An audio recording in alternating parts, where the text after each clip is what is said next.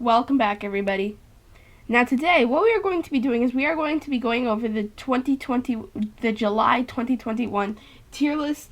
Now we have 5 new people to get to, 3 buffs, 2 new champions. Alright, but we are going to just jump right in with the new champions. So if you look at the very bottom of all powerful tier, you're going to see Purgatory. Now Purgatory, what I really like about this champion is that her SP3 all depends on your opponent's health pool. Like as an unupgraded 3-star against Winter Soldier, Realm of Legends, she was doing 22,000, 23,000 SP3s, which is really big. Yeah, so she's great for taking down bigger people. And you know, she has pretty good block proficiency. It's not bad or anything. But yeah, we were able to solo Realm of Legends Winter Soldier because of her big SP3s, and she has some very nice power gain, especially after you've already thrown the SP3 and you get all of that power gain all over again. Yeah, and like you can just keep going SP3, SP3, SP3, SP3, and you know, even if you want to go for the SP2, you know, that's not bad. Her SP2 is still pretty good. Has some nice degen damage. She's not the greatest defender, but remember, this is not a defensive tier list. Her specials are pretty easy to get away from. She does gain power relatively quickly, but yeah, this in the event quest and her defenders, this was one of the easier ones that we've seen in a little bit. Yeah, so now let's move on to the second new champion. So if you look in superior tier, 1 tier higher, under Immortal Abomination, you're going to see the Overseer. Now, some of you might disagree with this and say he should be a little bit lower, but after that SP3 and he has Cosmic Mode on, then he has some very, very, very nice red damage. He cleared the unupgraded 3-star Thanos challenge better than anybody that we've tried it with yet, and we've tried it with about like 20 people, I say. We didn't need any revives or health potions for that, which is quite amazing. He has some insane red damage. Sometimes he takes a little bit of time to set up, but yeah, overall I don't think it's that challenging. Yeah, this guy is very good, and he in Cosmic Mode has a really good duration of amount of time. It's not like it's just like over really quickly. Yeah.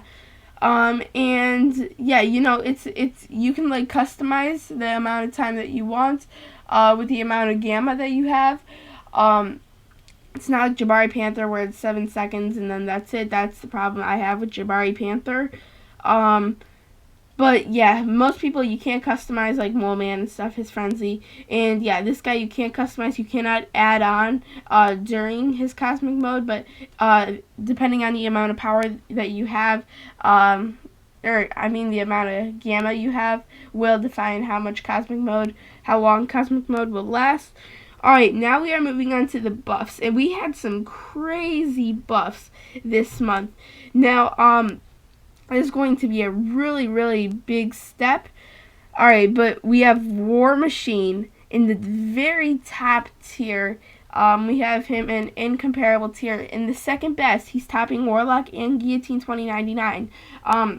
Once you have this guy all set up, and you have both SP3s, and you've thrown 2 SP3s, and you have both if you've thrown 2 SP2s, and an SP3 to turn them into Furies, then that guy has insane damage. That guy can take down Labyrinth and Abyss people like very nicely. I really hope to pull a War Machine. He went in, keep in mind that this guy on my tier list went from the dead last tier, unbearable tier, to incomparable tier, which is absolutely phenomenal. And yeah, and you don't even need that second armor break. It's nice to have. So once you have like all 3 Furies, that damage is just insane. He's doing like 34k mediums, not quite like CGR, but very high damage output. And yeah, but alright, let's move on to the second tech buff. of today. So if you look at 2 tiers to the right, you're going to see Ultron. Now Ultron is, I feel like people sometimes underrate him. I feel like he was underrated before the buff, and maybe a little bit overrated after the buff. Yeah, this guy has some very, very nice damage output, some very nice utility. It's not a very challenging play style either, which is also very, very nice. And yeah, he's just got a lot of relatively nice utility, very nice damage output. But yeah, overall, there's not that much to talk about with this guy. But yeah, so let's move on to the final buff of today. So if you look in powerful tier, which is one more tier to the right, and go down all the way to the mystics, at the top of that you're going to see Ebony Maw. Now Ebony Maw's buff was definitely a ginormous improvement. He before this he was in total crap tier. Yeah, now if you can play him perfectly, he has some very nice degeneration damage. Yeah, he's a lot more powerful of a champion.